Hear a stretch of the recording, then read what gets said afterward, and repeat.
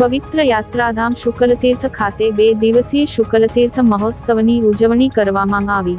Commissioner, યુવક સેવા અને સાંસ્કૃતિક પ્રવૃત્તિઓની કચેરી, ગાંધીનગર તથા ભરૂચ જિલ્લા વહીવટી તંત્ર દ્વારા આયોજિત 2 દિવસીય શુક્લતીર્થ ઉત્સવનો શુભારંભ થયો હતો.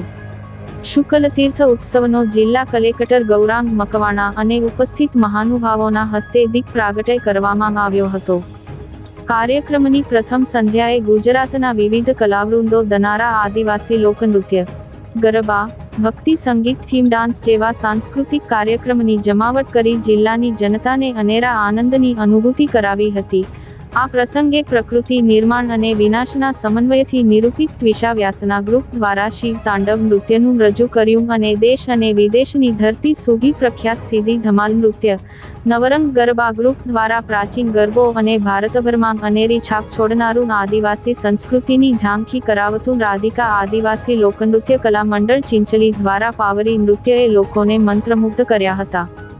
યોજાયેલ ઉત્સવમાં સખી મંડળો દ્વારા વેચાણ માટે સ્ટોલ ઊભા કરવામાં આવ્યા હતા, તેમજ જિલ્લા આરોગ્ય શાખા દ્વારા મેડિકલ ચેકઅપ કેન્દ્રો પણ ઊભા કરવામાં આવ્યા હતા. આ પ્રસંગે અધિક નિવાસી જિલ્લા કલેક્ટર એન.આર. ધાંધલ, પ્રાંત અધિકારી મનીષા મનાણી, ગામના સરપંચ સહિત વરિષ્ઠ અધિકારી તથા જિલ્લા અગ્રણીઓ પદાધિકારીઓ ઉપસ્થિત રહ્યા હતા.